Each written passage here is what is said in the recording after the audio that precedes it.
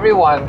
I don't know if this is a continuation to the last video because we left off and I didn't really have an ending. We were gonna install the trunk of Yutaka, but I had to leave the shop and it was the trunk cover. But this is probably going to be a continuation or a new vlog. So good morning, welcome back. And we're headed to the car shop now so that we can meet one of the other RWB owners because he wants to use a Vorsteiner 997 front bumper for his kit and we need to see how to make it work. Also, I'm gonna get some updates on what's happening with the old and new RWB conversion back to a 997 Safari, and I'm going to check on the Endurance Miata as well. I'm still waiting for the intake from AEM for the Miata, and we got the lithium battery already. Now, the last series of problems was I've cut out too much wiring. I think it's the antenna wiring for the key fob, which leads to it non-starting, and some of the ground wires. So I'm gonna have tried to trace back what I did wrong, but that's not the main issue now. The main issue is we're going to be reshaping the fenders in hopes of trying to get more aerodynamic smoothness. We're not looking for downforce, we're actually looking for efficiency. So we've developed an air curtain thanks to Jed from the UK, who has been helping me, advising me with how the shape of the fenders have to be. I'm gonna stop talking, head to the car shop, and update you guys when we get there.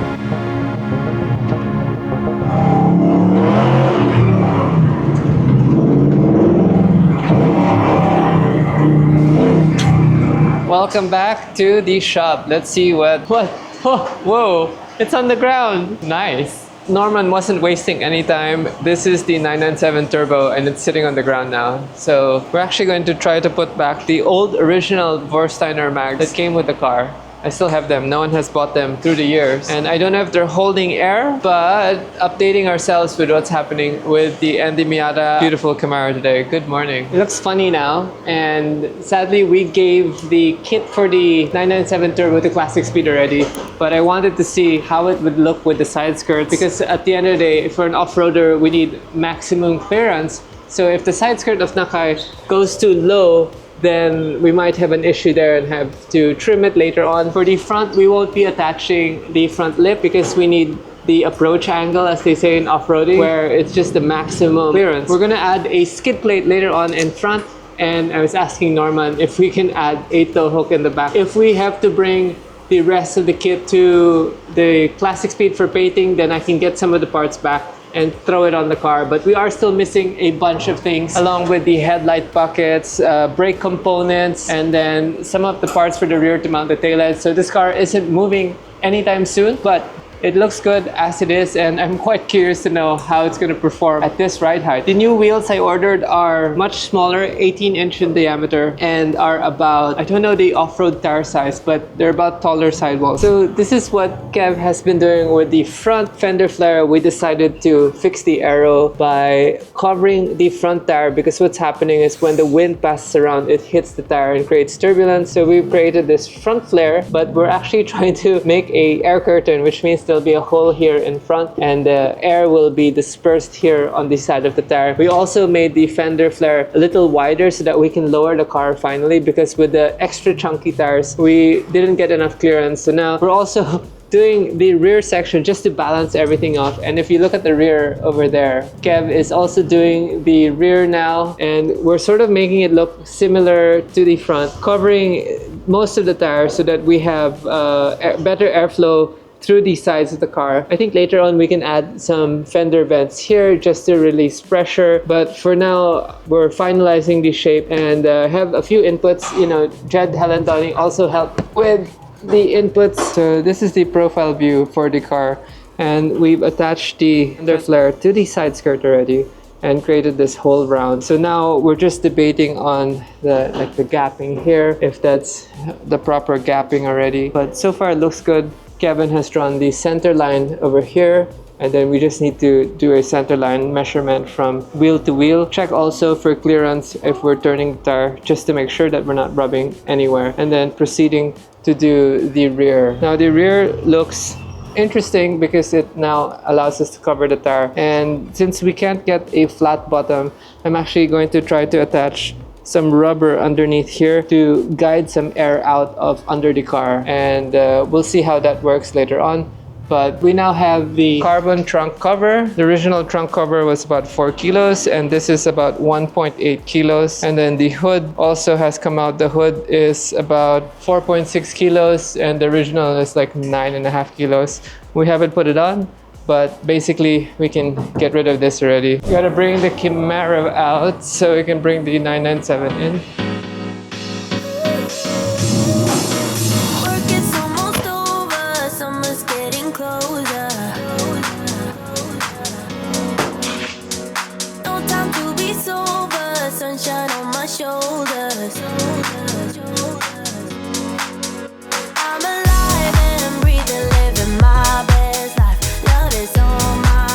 So we're gonna have to end up adjusting the front lip, the side fender flares, and then everything else on the rear fits no problem. This car is gonna get painted into a Toyota Pearl White, actually very similar color to what it has now. We're gonna be building up this section over here just so that we can get it to sit flushly, and then removing this ridge here so that it can smoothen out. All right, so Eric ended up leaving already, and we are going to be fixing the car, fixing the front. Then we're going to be taking the car down to classic speed so that we can do the paint also for this. This is going to be Toyota Pearl White. And right now Norman is discussing the window for our spec car. And we're going to do a Lexan window along with the frame so that we can increase aero. And he's already fixed down our cool box, our lithium battery, and our Fire X. And that's fixed already. I'm gonna end up shipping the car also to classic speed so that we can do a paint on the interior, because we have the dirt sticking on the paint because there's no clear coat. And last here is the fender development. So even here, this needs to be wider.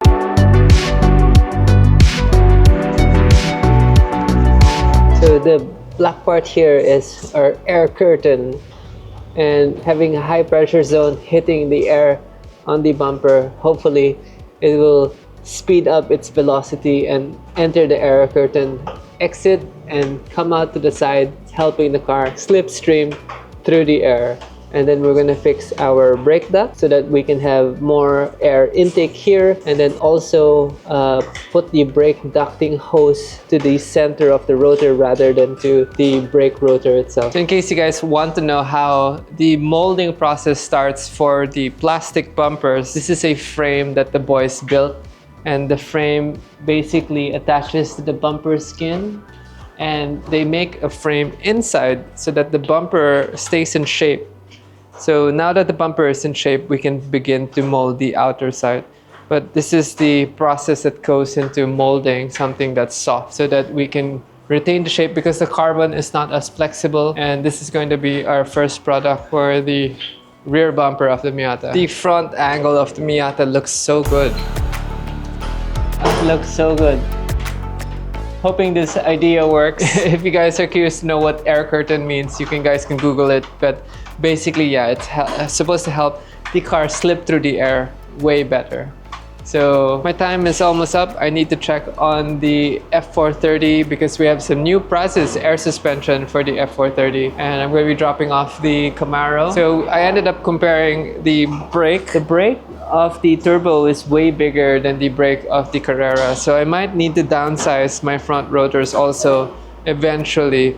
I won't know until the mags get here, and I'm afraid that I might have to air freight the mags in. Okay guys, let's go get the 430 and test it out. I'm excited to feel the new Prazis air suspension for it.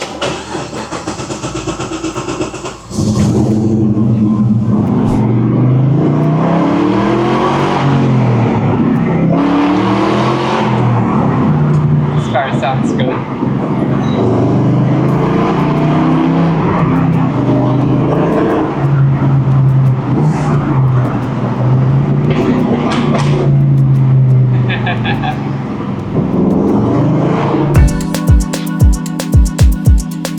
Checking out the cars here, and the BMW M4 is here just for parking, but there's no space. So Alfredo's here, but he's leaving. Gonna leave the beautiful Camaro so we can pick up the F430. let's get some updates with what's happening. So welcome back here to Garage 2233, where we're checking on the 964 Targa. This has been a work in progress because we've been changing and checking all the electricals. Finally, we have a new power steering rack and a new power steering pump, and the car is set to go already for a road test. We're installing a new ABD pump, which is that guy down there. So once that hopefully clears, we can then release this car. I just need to paint a few more panels and then we can release it, but the car looks so good. Need to put an idlers on the back. And if you guys remember Datsun, this is for sale. This is a all original Datsun, and this was repaired and restored by Classic Speed. 100% original. Can't believe it. Such a beautiful spec.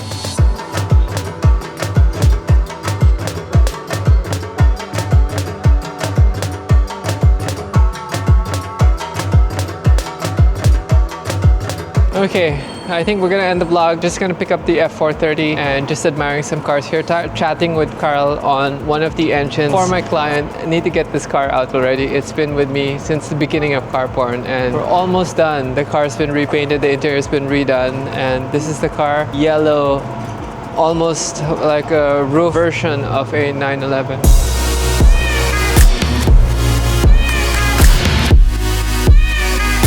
Wow. 930 turbo, definitely a widowmaker. What is this? That looks so good. Looks like Alpha, but love the color of this blue one. Definitely up there. I'm also assembling my old 997 GT3 motor. In case anyone is looking for a 997 GT3 motor, it's going to be a brand new assembly because we ended up using the part from my old motor. So I have a spare 997 GT3 motor and I have a spare 996 GT3 motor, which is also completely brand new rebuilt. So in case you guys need motors, hit me up. I do have some motors. Okay, last part for the day. Wait. RWB Ava is back here. We have an air cup kit problem, so the boys are retrofitting a new air cup kit. We are doing CFD analysis for the Victoria, but Victoria's gonna get loaded back to Classic Speed tomorrow so that we can do the mechanical work. And then I'm test driving this today. We updated our struts to Prazis air suspension, and I want to see if it handles any better. I don't think our presets have been done. We're gonna figure this out. Oh wow, I completely missed the cold start. It's been ages since I took this car out. The last time we took it out was when Larry Chen was here, and we had to park it because the air suspension struts were just riding so hard. So I ended up upgrading it to Prazis because Prazis has been a partner that we've been working with, and the air suspension feels way comfier than the other brand that we used to carry. So in case you guys need Prazis air suspension, let me know. Okay. Finally on our way, and this is the last part of the vlog, test driving the 430 and making sure that the ride is okay, the height is okay.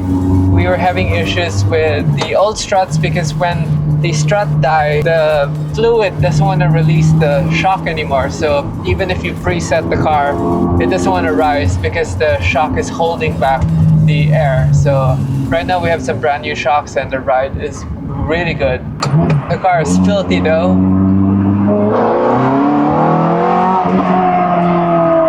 Still sounds amazing.